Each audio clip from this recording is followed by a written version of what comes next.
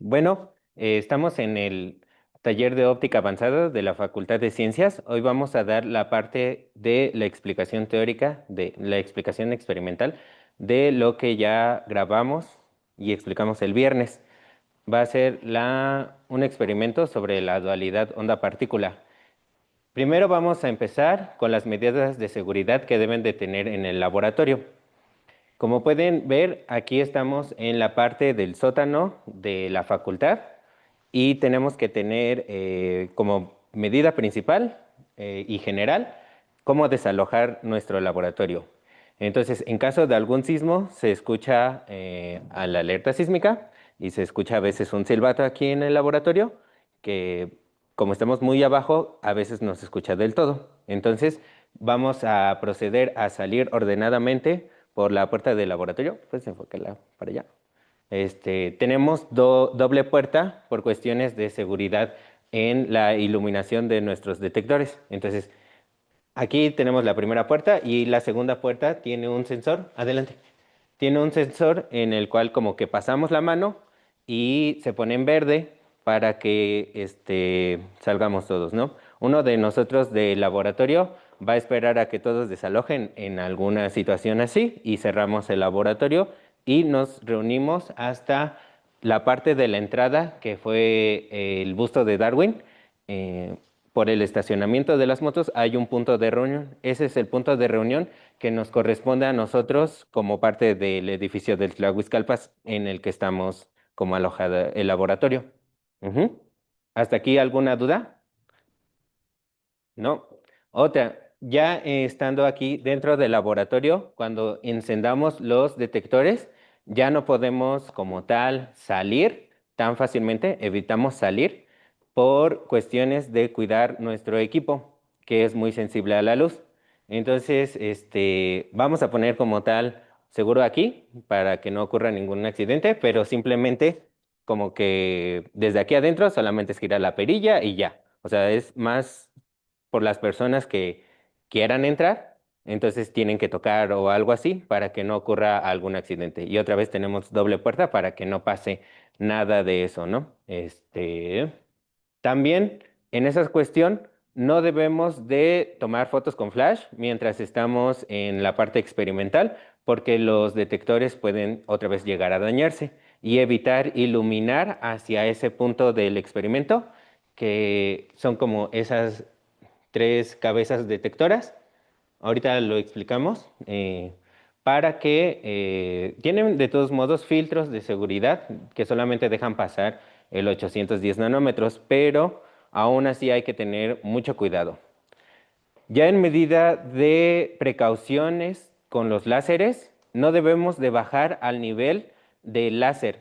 O sea, no podemos hacer esto, ¿no? Ahorita tenemos un láser de 405 nanómetros, de más o menos un amper.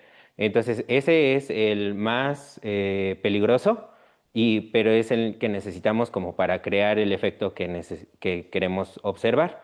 El otro es un helio neón que no es tan, adelante, no es tan riesgoso, pero de todos modos, por una exposición prolongada puede causar una ceguera parcial en el ojo. Entonces, en cualquier motivo, no bajen la cabeza al nivel en el que está la línea de los láseres. Ajá. Siempre desde arriba. Y como tal, no nos acercamos tanto a la mesa, esto por cuestiones de no desalinear los experimentos y no cuidar el material que está expuesto en la mesa. Una vez que empecemos las mediciones, se les va a indicar cuándo ya se pueden acercar al experimento y lo vamos a hacer de manera controlada, uno por uno, para que ustedes tengan la oportunidad de ver cómo se está realizando el experimento. Pero antes de eso, hay que estar a los laterales para evitar cualquier accidente. Ajá. Del otro lado, también vamos a poder como pasar, pero sí de preferencia no se acerquen porque del otro lado está otro experimento que es el que vamos a mostrar el jueves y también ese todavía estamos alineándolo y entonces como que serían horas de trabajo perdidas si se llega a mover algún elemento. Ujú, ujú. Y este, Pues creo que esas serían todas las medidas de seguridad. ¿Alguna duda antes de que iniciemos con la explicación? Ajá. Ah, sí. No, bajar la cabeza. O sea, ahorita vemos como el haz de láser. ¿Puedes enfocarlo, Lina? Está como a una altura de unos 20 centímetros del nivel de la mesa flotada. Entonces, procuremos de no hacer este gesto como bajar al nivel de la mesa para que en cualquier rebote del láser no llegue a nuestros ojos. Sobre todo el violeta es el que puede dañar más fácil. El otro no tanto. Ajá. Ujú. Simplemente. Sí tenemos lentes de seguridad, pero como tal, es mejor como verlo así para que se pueda como distinguir, porque vamos a trabajar, no vamos a trabajar con las luces prendidas, entonces vamos a trabajar en completa oscuridad, se podría decir, entonces es difícil de ver. Ujú. Ah, ajá. Y otra última indicación es, una vez que se acerquen, evitar traer relojes, pulseras, anillos que hagan que en algún momento como que rebote el haz del láser, ¿eh? Ajá. El haz del láser hacia sus ojos. Eso, entonces, una vez que se les indique que se pueden acercar, como quitarse todas esas cosas y una vez que ya como que se alejen de la parte del experimento, ya podemos volver a colocárnosla. ¿Sí? ¿Alguna otra duda? No. Bueno, ¿cuántos son hasta el momento? Dos, cuatro, cinco. Creo que ya son todos, ¿no? Ajá. Entonces vamos a pasar a la parte de la explicación.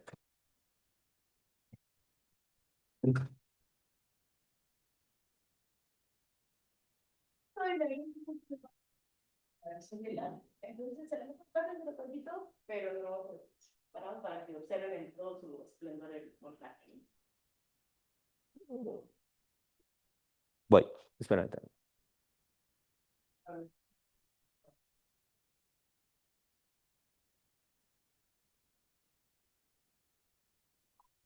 Vale. Ahorita que Rafa llegue, ya apagamos las luces. Ah, creo que yo doy por lo mientras. Y una vez que llegue Rafa, ya cambias a la. Entonces, lo que tenemos aquí es el primer láser es un helio neón, un tubo normal de láser, que nos ayuda aquí tenemos la fuente, perdón, es que tengo que ver la cámara y a la vez ustedes. Tenemos la fuente, tenemos el láser, está de tal forma que el haz del láser, nos ayuda a alinear el experimento. Ahí está. Entonces, si yo lo destapo, Lina, ¿puedes acercarte un poco? Ajá, por eso Raúl lo dejó. Este, Tenemos el láser y está apuntando hacia el cristal. Y este cristal es nuestro cristal de beta borato de bario tipo 2, el cual nos crea a través de conversión paramétrica descendente el par de fotones que es el que vamos a utilizar en el experimento como tal. Este láser es solamente un láser auxiliar y está indicando como el camino de alineación del resto del experimento. Entonces, una vez que pasamos a esta sección del experimento, eh, los fotones creados van a través de los rieles. De estos rieles. Estos rieles indican cuál es el camino que toman los fotones como tal. Entonces, los botones que pasan y los No, no, testigos. Ah, ok. no, Los no, no. botones. Quédate en la cámara. Ah, Ahorita. ok. Perdón, no te entendía. En la siguiente tú le hablas, porque yo tengo el micrófono. Perdón. Ajá. Entonces tenemos los dos rieles. En estos rieles están como tal viajando los fotones, se podría decir, como indicando. Ajá. indicando por dónde viajan, que estos fotones, una vez que salen del cristal, son de 810 nanómetros. Entonces es luz infrarroja que nosotros no lo podemos ver. Ahorita nos vamos a acercar, pero sí se pueden ir moviendo. Gracias. Luego de ahí llegan a una lámina de media onda, que es la que va a hacer que la polarización del fotón cambie de o vertical o horizontal a 45 grados. Y entonces de esa forma tiene la mitad de probabilidad de pasar a través de divisor de haz 50-50 a el camino transmitido que está en este detector, bueno, en esta cabeza detectora, y el reflejado, que es este lado. Y el conteo de los fotones lo hacemos a través del chequeo por coincidencia, que es el otro fotón que está viajando a través de este camino. Al momento en el que llega, ya sea va a hacer clic con el transmitido o va a hacer clic con el reflejado. Entonces, este solamente nos indica cuándo es la medición válida, se podría decir. De ahí pasan a nuestros detectores APDs. Aquí tenemos una cabeza, un lente colector, que es como este, que está dentro montado en estos. ¿Me puedes? Muchas gracias, Linda. Que está montado en una especie de estos. Tenemos un tubo para el montaje, unas pequeñas partes mecánicas que a través de girar estos tornillos vamos a cambiar la incidencia de este lente. Entonces, este lente se atornilla aquí adentro, en este agujero, y así lo estamos moviendo. Esta parte de enfrente está diseñada de tal forma que ahí podemos colocar un filtro de 810 nanómetros. ¿Me pasas? Sí, ese. Ajá. Que puede, como tal, aquí adentro se coloca este filtro que solamente deja pasar los fotones de 810 nanómetros y así filtramos tanto para las mediciones como para seguridad de los APDs que no vaya a colarse algún otro fotón. Ujú. Y entonces eso lo dejamos ahí. Mm, Ahorita, como que al final de la explicación. Ajá. Y estos los mandamos a través de nuestras fibras ópticas, que es como esta, a nuestros APDs. Y que son detectores de fotodiodo de avalancha. Estos APDs son muy sensibles y a través de cuando llega un fotón, replican ese impulso en el semiconductor y lo hacen como replicar, cada vez como arrancar más electrones del semiconductor hasta que llega a un voltaje necesario para indicar que llegó un fotón. Ajá. Como un fotomultiplicador. Ah, exacto. Ajá. Y ajá. Antes se utilizaban como tal tubos fotomultiplicadores, pero son menos eficientes. Pero Víctor dice que los ponían en ese aparato gris de allá, ahí se ponían los tubos. Ajá. Y entonces, una vez que pasan a esta parte, de ahí ese voltaje es enviado a esta tarjeta contadora, que es la que está diseñada por el doctor Geu aquí en la parte de electrónica de la Facultad de Ciencias. Y esa hace el conteo, ya sea en par de fotones, el conteo simple o el conteo de 3 fotones llegando a la vez. Ujú. Y de ahí lo pasamos a analizar en un software de nuestra computadora, que todo eso ya lo habíamos explicado brevemente, bueno, más detalladamente en la parte teórica. Entonces, hasta aquí es el montaje. Cuando ya empezamos las mediciones, vamos a apagar la luz, vamos a apagar la láser de alineación y vamos a iluminar con este láser de 405 nanómetros para que a través de la conversión paramétrica descendente pase a 810 nanómetros. Ajá. Este es el principal láser con el que deben de tener cuidado, ya que este sí puede quemar en una exposición prolongada. El papel lo llega a quemar y si ustedes atraviesan su mano como que se siente un pequeño hormigueo. Y entonces, con este sí hay que tener mucho cuidado. Y lo bloqueamos justamente en algún punto de la trayectoria, porque así no daña tanto, bueno, en principal no debe de salir por seguridad de el área del perímetro de la mesa de laboratorio. Y otro es que por una exposición prolongada puede dañar los elementos ópticos o mecánicos del laboratorio. Por la misma razón, acostumbramos poner una hoja para que como que el desgaste lo vaya sufriendo la hoja y solamente cuando lo requerimos abrimos para que le pegue directamente al láser, porque después de varios, se podría decir como años, esa región del cristal se va degradando y entonces ya no es utilizable y se tiene como que cambiar a otra región, que no es lo ideal, pero pues es una solución. Ujú. Es continuo es un diodo de 800, no, de 405 nanómetros. Ujú. No, este no es helio neón. Los helio neón son los que necesitan tubo y gas. Este es de estado sólido, por eso es más pequeño. Ajá. Y tenemos esta parte, en este lado tenemos esta fuente como regulada de voltaje, en el cual podemos bajar la intensidad de nuestro láser para justamente evitar como esos daños prolongados al cristal. Y una vez que empezamos como el experimento, entonces sí, ya subimos toda la potencia de nuestro láser. Ujú. Entonces, ahora vamos con Lina.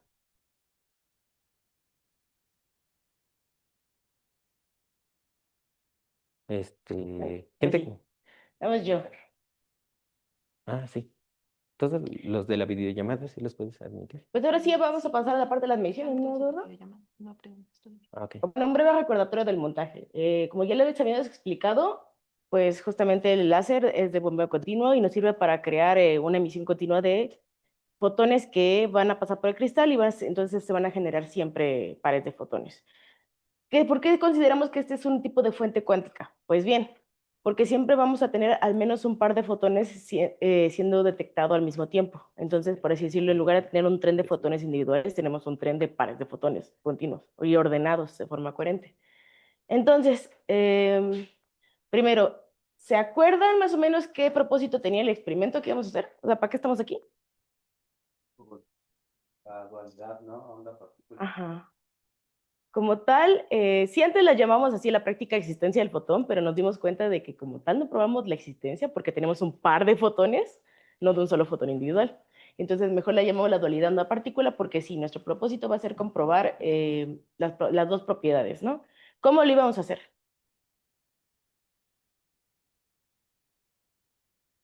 Sí, o sea, es que necesito que me digan así como bien la física del experimento, porque, o sea, teclear la computadora cualquiera puede hacerlo, puede ahorita decirle a alguien de la calle y cualquiera lo puede hacer, pero entender la física detrás del experimento es la parte importante.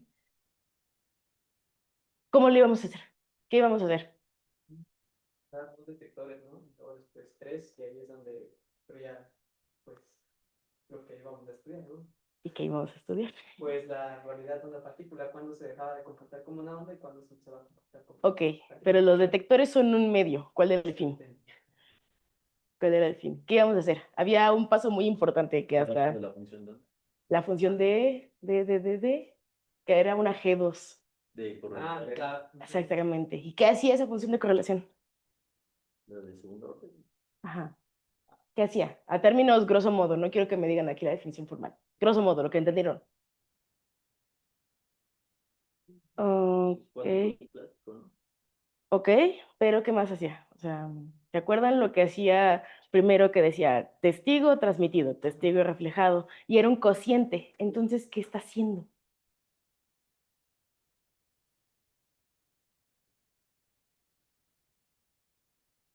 O sea, sí había probabilidades, pero ese era como que el segundo paso. Antes, ¿qué era? La intensidad. Exactamente, compara intensidades de dos campos.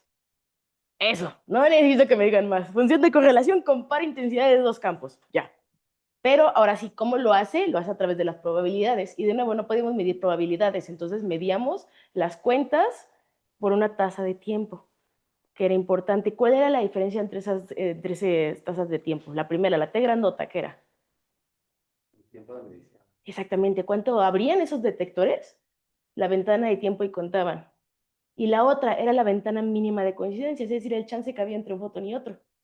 Y ahora bien, siempre como físicos, pues ya más de los experimentales, tenemos que saber un poco qué esperar. O sea, por ejemplo, ¿qué pasa si yo le digo que en la función de correlación me salió un valor de 64? Pues, Pues sí me vas a decir, Linda, estás bien mensa, ¿no? Pues porque nada más había 0, 1 o 2. Entonces, más o menos tenemos que saber qué esperar. En el caso de dos detectores, ¿se acuerdan qué valor estábamos esperando? casi cero. No, no es cierto, uno. Exactamente. ¿Por qué? No promediado, Ajá. ¿Por qué? porque tiene la misma probabilidad, ¿no? Al final, tiene que ser un comportamiento ondulatorio. Ondulatorio, exactamente, una onda de probabilidades que se distribuía equitativamente en los dos detectores. Entonces, al distribuirse pues igual, teníamos entonces una coincidencia. Entonces, ¿qué estamos esperando ahí? Que en el caso de dos detectores, sí tengo cuentas en un lado, tenga cuentas en otro y tenga coincidencias, ¿no? Y ahora, en el caso de tres detectores, ¿ahora qué pasaba? Que era lo que me decían, que cambiaba todo. ¿Pero por qué? Exactamente. ¿Y qué pasaba? Tengo un par de fotones. Uno se me iba el testigo y el otro pasaba por el divisor de A si se iba, y se transmitía o se reflejaba. Ya no era un I, sino era O. Entonces, eso ya es un comportamiento de partícula. Y entonces, ¿qué valor esperaba? Ahí de la función de correlación. 0. Exactamente. ¿Y ese valor qué indica, pues, matemáticamente? Que no hay una correlación. Si yo tuve 1, es que hay una correlación clara. 0, no hay. Y un valor negativo sería una anticorrelación. Entonces, pues vamos a empezar a hacer las mediciones. ¿Se acuerdan más o menos de las gráficas la interfaz del programa? ¿Cuál era el experimento que me iba a permitir medir las correlaciones? Eran unas siglas bien extrañas. Bueno, no tan extrañas, eran unas siglas. HBT, exactamente, Hamburg y Brown Twist, que era el experimento que utilizaron para medir el radio de las estrellas y medía las correlaciones que hay.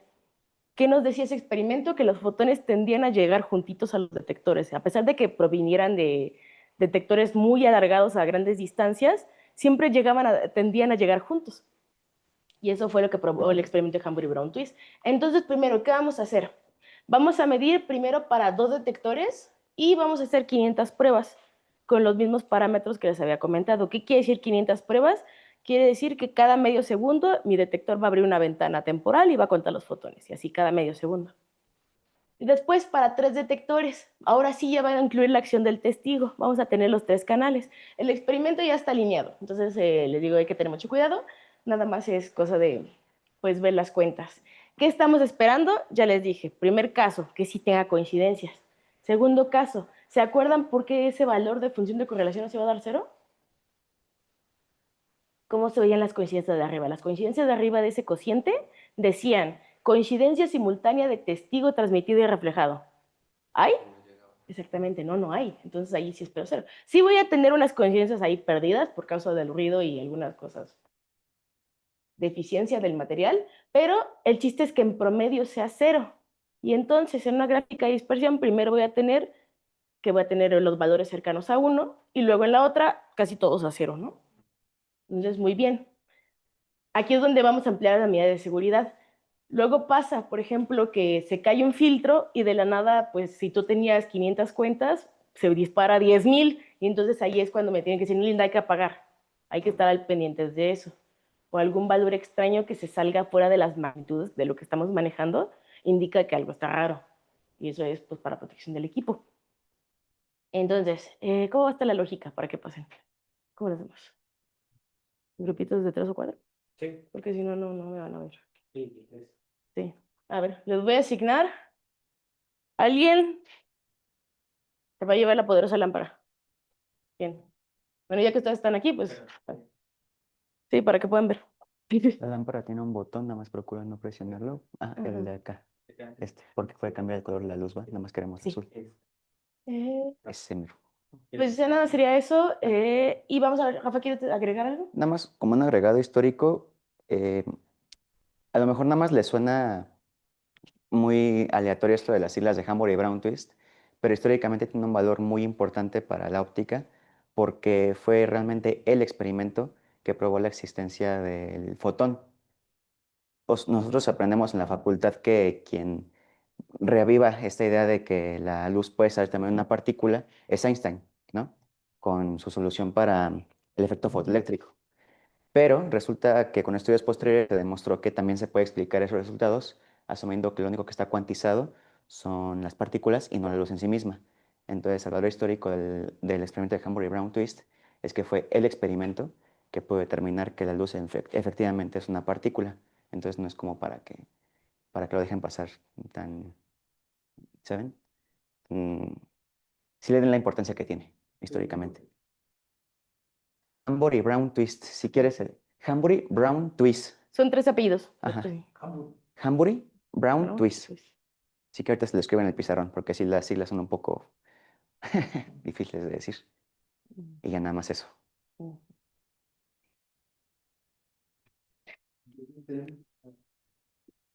Entonces, es Hamburg,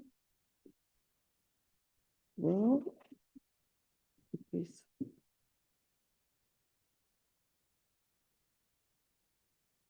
O HBT. Si busca experimento HBT o efecto HBT, te dan. Pues sí. Voy a apagar la luz y ¿Qué año es? dame la otra. Excelente. Brown Twist. 1900 y cacho. Principios del siglo pasado. Fondo. Sí, principios del siglo pasado. No es a mediados. Por ahí. Está en la presentación. Sí, me acuerdo, lo puse. Como verán, nada más tenemos la luz auxiliar, así que hay que tener cuidado con los pisitos.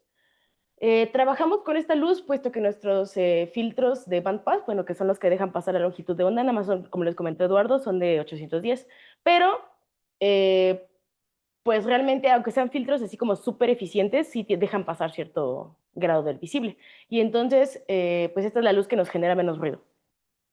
Van a pasar ustedes ahorita como que en grupitos de 4 o 5 y vamos a realizar la serie de mediciones. Y mientras, pues los demás les podemos contestar dudas, preguntas de lo que tengan y demás. Entonces, primero van a ser ustedes. Ahora sí. ¿Siguen viendo la forma de que pasen los 4? Sí. ¿Cómo ir organizando los 4 grupos? Los grupos de 4. A ver. Sí, es una interfaz que es propio de la tarjeta contadora. De hecho, el código está muy bonito, a excepción de la interfaz que es como en HTML. Ok, sí. Está en Python el problema. Ok. Sí, debe ser de Internet de las cosas. Sí. Sí. Entonces, primero, vamos a hacer realizar la medición de 2 detectores. ¿Qué pasa? Tengo configuración de canal reflejado transmitido. Los voy a ir enumerando. ¿Otra vez? Ahorita solo vas a configurar, ¿verdad? Sí. 3, Ah, bueno, ya está configurado, de hecho. 1. Ah, ok. Va, venga. Bueno, ya está configurado. Vale. Entonces, siempre es importante, ¿qué vamos a medir primero? ¿Cuáles de estos se imaginan que vamos a medir? ¿Ven aquí el montaje, ustedes? O sea, a ver, exactamente. Estos dos, exactamente. ¿Por qué? Porque aquí está el divisor de haz. Entonces, donde se sigue la dirección es transmitido. Perpendicular, reflejado. Y entonces, este será el testigo. Ahorita en esta primera medición, este va a estar apagadito. Entonces, vamos a medir primero estos dos. Tengo una duda, la fuente de láser, ¿cómo sale la polarización? Es vertical. ¿Toda completa? Sí, el láser está polarizado verticalmente, pero este cristal es tipo 1, no es tipo 1, ¿verdad? El cristal tipo 1 que hacía generaba 2 conos que eran de polarización paralela, ¿no? Eran, de hecho, son horizontales. No sé si se alcanza a ver. Gracias. El cristal tiene una rayita. Esta rayita es el eje rápido del cristal, que es el que más o menos como que indica la dirección en la que es más eficiente el proceso de conversión descendente paramétrica espontánea. Y entonces el cristal, el láser está polarizado verticalmente y el cristal debe colocarse perpendicular a la dirección de polarización del láser para que pueda generarse este proceso. Eso que mencionabas del conito tiene que ver con la manera en la que determinaron cómo conectar los rieles. No. Ah, bueno, sí. Los rieles indican este ángulo de apertura con el que están saliendo los conitos. Y este ángulo es de 3 grados propio del cristal de construcción de cajón. Y, pero más o menos lo que decíamos del el conito realmente es propio de que el cristal es birrefringente, tiene 2 medios. Y entonces la luz va a viajar también a diferente velocidad y va a viajar a diferente dirección en los 2 medios. Entonces genera justamente este ángulo de apertura que hace que salgan ahí los fotones en 2 conos. Entonces, perdón, ¿tiene dos índices de refracción Sí, distintos? sí, exacto, es un cristal birrefringente. Ok. Sí, dentro de esa cosita, a lo mejor ahorita se los pasamos. Tenemos un cristal que es de 3 milímetros. No sé si lo alcanzan a ver, es súper chiquito. Es una cosa súper, súper chiquita, es de 3 milímetros. Ahí está. Ujú. Exacto, cuidado, cuidado. Exacto, es esta cosita donde está haciendo incidir el láser. Entonces, sí, el proceso de alineación es un poco más tedioso, pero ustedes no tienen que preocuparse de alinear. Para eso estamos nosotros. Entonces, pero el chiste es entender pues ya la física del experimento. Entonces, una vez que ya me dijeron, va, Linda, vamos a medir estos, pues vamos a configurar. Primero, su canal transmitido está en el detector 2. Y es correcto, aquí transmitido está en el detector 2 y el vamos a ver reflejado. Su reflejado está en el detector 3. Entonces ya 2 y 3. Y les dije, la ventana mínima de coincidencias. Esta es la ventana que tenía que ser como muy chiquita, era de 5 nanosegundos. Y tenemos la ventana de tiempo de prueba, que es de 500.000 microsegundos o medio segundo. Cada medio segundo va a abrir una ventana de detección en el detector. Entonces, ahora sí, vamos a la parte buena. ¿5 micro o nanosegundos? Micro. Tiene más que es fuerte, pero es microsegundos. De hecho, ahorita lo van a ver, que cada medición va a durar en promedio medio segundo. Y pues vamos a encender los detectores, ya llegó la parte padre. Ah, ¿quieres antes? Antes. Como esto es un laboratorio de práctica, ustedes van a ser los primeros, chicos. Vengan acá. Métale la mano. Ajá, con cuidado. Ajá, exacto. Sí. A tu mano es una cosa, pero a tu ojo sí le pasa eso. Entonces, prácticamente, ¿Qué más? tendrías que ponerte alrededor de unos 30, 40 segundos para que te empezara a picar en la mano. Ajá. Ah, Cuidado. Uno de V. Pasa. Esto es práctica. pues Ponle la mano a la... de láseres, Ujú. hay que tener cuidados, ya sea por potencia o por longitud. Cuando un láser puede ser muy potente en intensidad, pero la longitud de onda puede no ser peligrosa, por ejemplo, en los láseres visibles, Ujú. la longitud de onda no te hace nada, pero la potencia te puede quemar. Esa, por ejemplo, es la razón de funcionamiento de los láseres de CO2 que utilizan en hospitales como Bisturí. Pero también podemos tener radiación que sea ionizante, entonces puede ser peligrosa no por intensidad, sino por longitud de onda. Eso, por ejemplo, va un poco más el peligro hacia los infrarrojos, digo, hacia los ultravioletas, que pueden romper el ADN y entonces generar alguna mutación. Pues por eso, cuando utilizan fuentes de luz, hay que tener cuidado. Hay que saber qué longitud de onda están utilizando y qué intensidad o potencia. ¿Vale? ¿Han oído hablar del cáncer de piel, de los melanomas? No, este es de azul, pero sí tenemos, pues la lamparita sí tiene para los oscuros. Y de hecho se ve chistoso en los tenis.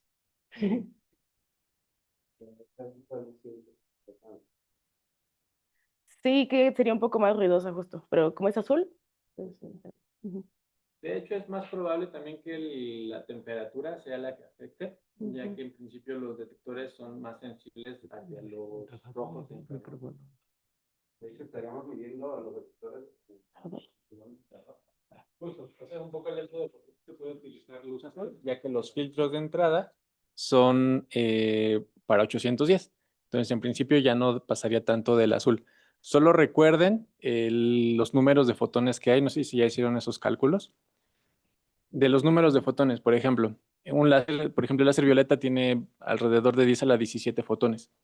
Y aunque el filtro sea 99% eficiente, ese 1%, pues es un montón de luz todavía, para el límite en el que tienes detección de fotones individuales.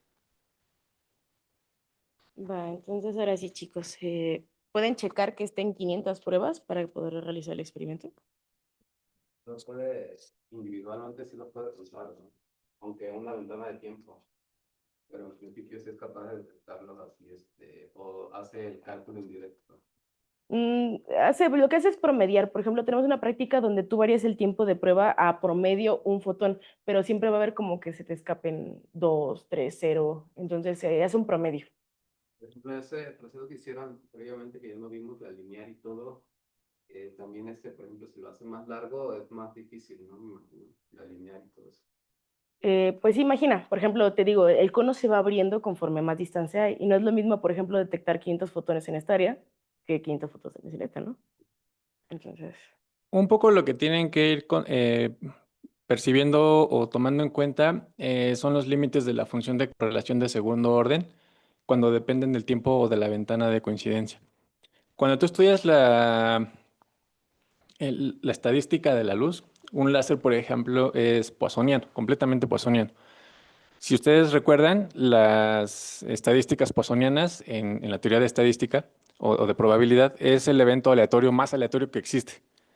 Eso significa que en un estado coherente de estadística poissoniana, una vez que tú detectas un fotón, no tienes absolutamente certeza ni conocimiento ni nada de saber qué viene después, pensando como serie de tiempo.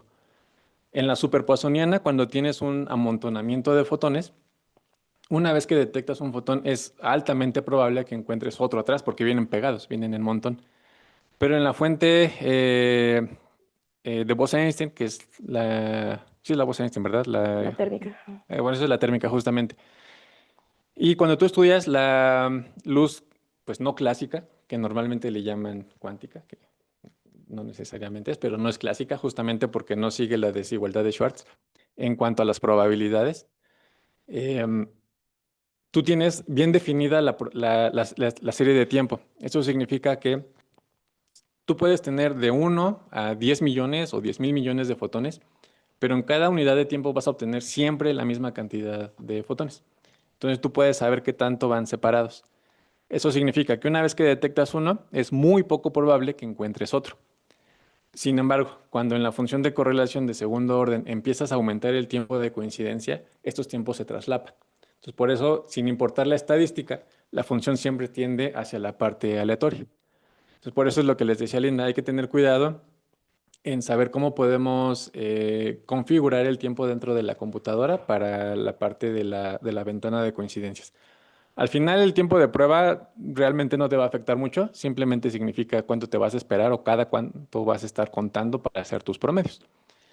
Estos detectores en principio tienen eficiencias cuánticas, eso significa que con cierta probabilidad puedes ver fotones de manera individual o cuántos de energía de manera individual. Y ya eso lo trasladan a una señal, que justo lo que hace la tarjeta es identificar cuál es uno de esos picos y entonces operar con ellos. Pero bueno, es un poquito el tiempo, digo, el funcionamiento y el por qué es más importante la ventana de coincidencia que como tal el tiempo de medición. Entonces, si dentro de los fotones del cristal tienes esa construcción de fotones, si te haces más para atrás, por supuesto va a disminuir la intensidad, ya que es una fuente gaussiana. Entonces, la curva gaussiana se va extendiendo. Y lo único que tendrías que hacer es aumentar el tiempo de medición, pero sin alterar la ventana de coincidencia. Vi que por ahí la función esta G2 la ponen en la presentación como evaluada en cero. Yo creí que eso era como un instantáneo. Sí, justo en cero, pues es el valor ideal. Sí, el delta tau chiquito, ¿no? Exactamente. Entonces, lo mejor es irte lo más pequeño en el tau que puedas. Y podemos decir que la cuestión esta de la distancia y el tiempo, pues al final se cancelan. Más bien, para la Una cantidad de buena fotones que se generan de dentro del energía cristal, según su eficiencia, te alcanza esa ventana de coincidencias. instantánea, ¿no? En Estamos en realidad 5 no, estamos bastante nanosegundos. lejos, pero por el flujo de fotones que tienes, alcanzas a evitar. Por supuesto, vas a tener un error. Puede ser que de pronto surjan un poquito más. De hecho, los errores, como estamos haciendo un análisis estadístico, los medimos con la desviación estándar de los datos. De ya necesita más seguridad. Exactamente. Al Ya, final de perdón. cuentas, lo que importa es que tus resultados sean estadísticamente significativos. El delta tau también lo vimos como si fuera una desviación estándar en el tiempo de llegada. No, el delta tau es como un retraso en la medición. Sí, el delta tau es un retraso en la medición. Entonces, ahora sí, pues vamos a pasar a chico. ¿Dónde? No, ahorita te tengo. ¿No sé? ¿Sí? A ver, ¿qué pasa, Esto David? yo la pregunto, ¿Sí? pero ¿Lo respondemos o pasamos a no, ver? primero O tú. mientras mide, ¿no? Ajá. Sí, mejor mientras mide. Con este te voy a poner a grabar para la explicación de los datos. Y te encargo la grabación de pantalla ya del programa corriendo. Ah, ok, sí. Entonces, pues sí, ya lo íbamos a poner a correr, entonces una vez Entonces, grabamos tu audio. Primero, como les decía, estamos en la configuración de Hamburg y Brown Twist, primero para 2 detectores, canal transmitido y reflejado. Quedamos que los detectores estaban en el canal 2 y 3. Y es importante verificar que también en la configuración para 3 detectores incluíamos también el testigo, que es el canal 1. De nuevo, tenemos la ventana mínima de coincidencias, que aunque tendría que ser 0, pues tenemos el limitado a la electrónica y es de 5 nanosegundos. Incluso el programa tiene la posibilidad de aumentar a 10, a 15 o más. Pero pues siempre procuramos que sea lo más chiquita posible para evitar pues mayores fluctuaciones y error estadístico, ¿no? También tenemos el tiempo de prueba, que es 500.000 microsegundos y 500 pruebas de medición. Entonces, pues vamos a encender los detectores. Ya el foquito rojo indica que ya están prendidos y pues vamos a echarlos a andar. Y primero, esta es para... Híjole, para 3 detectores, a ver, espérame. No, espérame. Algo pasó aquí. Y lo que tengo que hacer es mover un poquito esto. Ahí están, ¿no? Ahí están.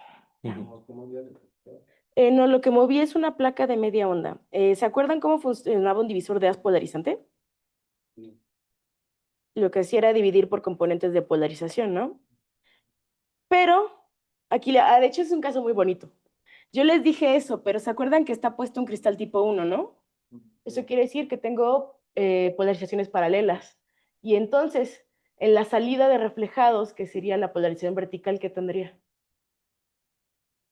¿Cuántos fotones? Nada, exactamente, porque pues todos son horizontales. Entonces lo que tengo que hacer es poner una placa de media onda para rotar esta polarización y ponerlos en diagonal. Y el estado diagonal es la proyección de las componentes vertical y horizontal. Entonces ya tendría que tener componentes verticales. Y entonces por eso tengo que rotar esta placa de media onda para poderlos... Sí, para... Exactamente. Entonces, ahorita lo que me di cuenta en las mediciones es que un lado estaba más cargadito que otro. Eso quiere decir que no lo había rotado bien. ¿Esa placa de media onda es tal cual un filtro polarizador clásico? ¿O? No, es de cuarzo, dicho. Bueno, Es como una placa retardante. Sí, de cuarzo. La luz cuando atraviesa un medio se tarda, ¿no? Entonces, prácticamente cualquier, incluso un vidrio, un cuarzo, demás, que pueda interferir exactamente en el camino de la luz, va a hacer que se retarde. Entonces, esta placa lo que hace justamente es rotar esa fase de polarización. Y perdónenme tantito, déjenme ponerlo aquí. Sí. Tengo que poner esta. Entonces, ahora sí, pues en lugar de 500 pruebas le voy a poner 400, chicos, ¿verdad?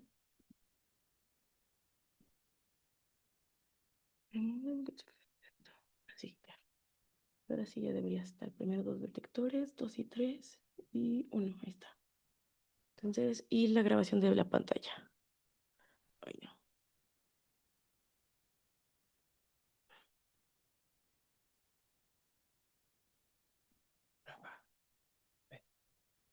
¿Te acuerdas cómo se grababa la pantalla? Ay, sí, perfecto, gracias. Poner la pantalla entera. Entonces, ahora sí. Ya estoy grabando, ahora sí.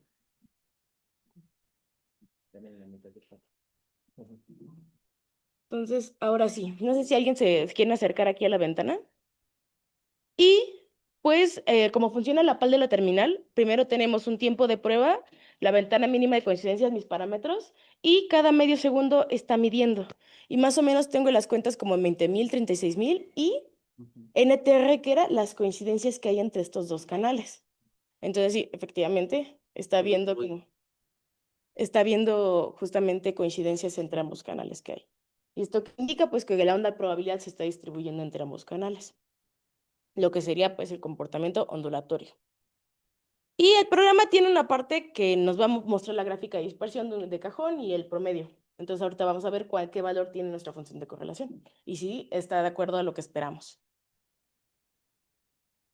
Con 200 hubiera bastado, ¿verdad? Yo creo que sí. Sí, creo que por la otra con 200 lo hacemos. Sí. Ahorita con 200 lo hacemos. ¿Qué pasó? ¿Qué?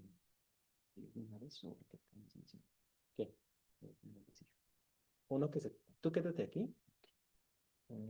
Y César, tú ve a recibirlos a la mitad, allá, afuera. Porque tú tienes el control de los grupos. Ahorita que hagamos el cambio, le indicas cómo hacer eso para la siguiente sesión. No, es que recibes a la gente que vaya. ¿Realmente? Sí. No sé cuándo. Y el ratón. Tú sigue. Sí. Pues es que estamos esperando prácticamente. ¿Dudas, preguntas hasta ahorita? Contesta la pregunta de ella. La pregunta. Había una pregunta, ¿no? Sí. Sí. ¿Cuánto se tarda el experimento y cómo se garantiza la emisión de un solo fotón? No se garantiza la emisión de un fotón, eso sí le acabo de explicar, porque tenemos un láser coherente. Eso quiere decir que en una ventana de tiempo siempre sí vas a tener por lo menos en promedio un fotón, pero puede que también tengas 2 o 3, porque a final de cuentas va a ser una distribución poissoniana, lo que quiere decir que tu desviación de estándar pues va a ser no tan grande, pero sí va a ser considerable. Entonces sí vas a tener fluctuaciones que puede ser que se salgan del promedio de un fotón. Ahora, ¿cuánto tiempo dura el experimento? Eso tú puedes hacer el cálculo. Imagínate, si hacemos 500 pruebas, en este caso puse 400, y cada prueba dura medio segundo, ¿cuánto va a durar? Eso tú me lo puedes decir, ¿cuánto puede durar? Más de 3 minutos. Sí, Realmente, pues va a depender de si me tu... permiten hacer una precisión de los fotones individuales, este cristal está crecido justo para tener de manera relativamente elevada la susceptibilidad de segundo orden. Eso significa que hay 3 ondas mezcladas, el haz de bombeo y 2 fotones emitidos. Entonces, en realidad nunca van a tener un solo fotón, es una pareja de fotones. La ventaja es que por la construcción uno se va hacia un lado del cono, otro se va hacia el otro lado del cono. Entonces, ahí sí, de cada lado del cono van a tener uno. Respecto a la probabilidad, si tenemos un bombeo aleatorio en un proceso espontáneo, pues sigue siendo todo aleatorio. Lo que te asegura la individualidad de fotones, que es justo lo que van a ver en este experimento, es la forma en cómo mides. Cuando tú te asomas en solamente el haz transmitido y reflejado, creo que es lo que están haciendo ahorita, van a encontrar una estadística poissoniana. Realmente no cambia nada. Pues si tenemos un bombeo aleatorio, un experimento aleatorio y una detección aleatoria, no hay una razón para que eso cambie. Sin embargo, cuando ponen el tercer fotón, bueno, el fotón del testigo, eso es lo que hace que cambie la forma en cómo estás midiendo y entonces relacionas un paquete de energía de un lado, sin importar de qué, en dónde se va por el divisor de haz, con el otro paquete de energía. Y ahí sí no puede haber más, porque solamente tienes susceptibilidad de segundo orden que te genera 2 fotones. Por ejemplo, si ustedes quieren generar más fotones, necesitan o aumentar la susceptibilidad de tercer orden muchísimo, o bien extender mucho el área el volumen de interacción. Es por eso que normalmente los experimentos de mezcla de 4 ondas ya se hacen en fibras ópticas, donde podemos tener pues a lo mejor la susceptibilidad no es tan grande, porque recuerden, en la extensión de Taylor, pues siempre los órdenes superiores son mucho más pequeños, ¿no? Pero aumentamos mucho el volumen de interacción. Entonces ahí es donde los podemos ir construyendo. Bueno, entonces aquí ya terminó nuestro primer experimento y como pueden ver en la gráfica, ¿cuál es su valor de correlación en promedio? Ojo, es un promedio. Dice 1.02, lo que es congruente más o menos con lo que estábamos esperando, ¿no? Y aparte se ve que pues todos están en promedio 1. Ahora, para 3 detectores vamos a hacer pues la misma medición, pero ya incluyendo la acción del testigo. Y déjenle cambio de 200 para que sea más rápido. Y pues vamos a ver ahora sí qué está pasando. Y de nuevo lo que les decía, tenemos las cuentas del testigo que están alrededor de 89,000. Tenemos las coincidencias testigo transmitido y testigo y reflejado. Y las triples coincidencias. ¿Qué está pasando? Sí tenemos unas coincidencias así como de 1, perdidas, que es la causa del ruido y otro tipo de fluctuaciones también. Pero en promedio tenemos 0. Y todo que pasó, nada más incluimos, encendimos la acción del testigo del tercer detector. Y entonces ahorita pues sí vamos a esperar a que termine el programa, le puse menos cuentas, pero pues sí estamos esperando un valor pues cercano a 0. El testigo es el que hace que colapse entonces la función de onda, ¿no? Exactamente. Es como si el fotoncito aquí del señal supiera que su hermano está siendo medido y ¡boom! Ya es como, ya no, ya ahora voy a hacer una partícula, ya no voy a hacer una onda. También ahí pasando el divisor de polarización, se supone que tenemos como un estado, Mezcla. mezcla, ajá. Bueno, un estado en... Superposición, ¿no? Ajá, en De superposición. varios. Exhibe pues la superposición de ambos tipos de polarizaciones. Sí, no, mezcla no, fue un error conceptual, perdón. Me revisé el artículo y vi que también tenía alguna relación con la paradoja de EPR. De la EPR, justamente. De hecho, la siguiente práctica vamos a manejar mucho eso, la paradoja y los estados de Bell. Ah, pues ya no ven. Depende cómo les toque. Si no, igual lo podrán ver en la transmisión, pero sí. Vamos a realizar, ¿conocen el experimento del 2022 de que ganó el Nobel, el de Alan Aspect, que probó prácticamente la no localidad y pues que la mecánica cuántica jala? Aquí hacemos una adaptación de ese experimento y replicamos los resultados. Ujú. Sí. Sí, fue como experimento de primera generación, ya hay experimentos más modernos al Tan respecto, poquito tiempo. pero sí. para darle el nombre. Son pruebas experimentales de Bell, ¿no? Ujú. Test de Bell. Entonces, ahora sí ya terminó el programa y pues vamos a ver de nuevo la gráfica de dispersión y el promedio de... En promedio tenemos 0.05. Un resultado pues muy contrastante con lo que tuvimos primero, que fue 1.02. Entonces, ahora sí podemos decir que pues no hay correlación entre los tres detectores, entre el testigo transmitido y el testigo reflejado. Y entonces, de nuevo, tenemos aquí ya el comportamiento corpuscular y pues hemos mostrado ambos comportamientos del fotón de la dualidad onda-partícula aquí con el experimento de la función de correlación. En la transmisión hay dudas, preguntas aún. ¿Cómo afecta la distancia? Yo De la respondo misma eso. forma que afectaría a los demás detectores, se pierde la intensidad de No cuentas y respondes. de coincidencias y por lo tanto pues los datos serían, bueno, menores. Y además, pues no es lo mismo que recorra una distancia 1 y llega al clic y después el tiempo que pase en lo que llega al otro detector provocaría justamente este desfase de tiempo y haría que pues también la pérdida de coherencia. Sí, Habría una pérdida de sumando un poquito a eso, también es muy importante los cables que utilizan, la longitud de los cables. Recuerden que los cables también atrasan las señales. Entonces, el problema o el cuidado que deben de tener es no atrasar la señal tanto para que se salga de la ventana de coincidencia. Justo para que entonces las parejas que se están viendo sean junto con las que se están creando. Pues este fue nuestro experimento, los resultados que obtuvimos. Este es el primer experimento de 2. Los invitamos a unirse a la transmisión del segundo experimento o a asistir si les toca. Muchas gracias.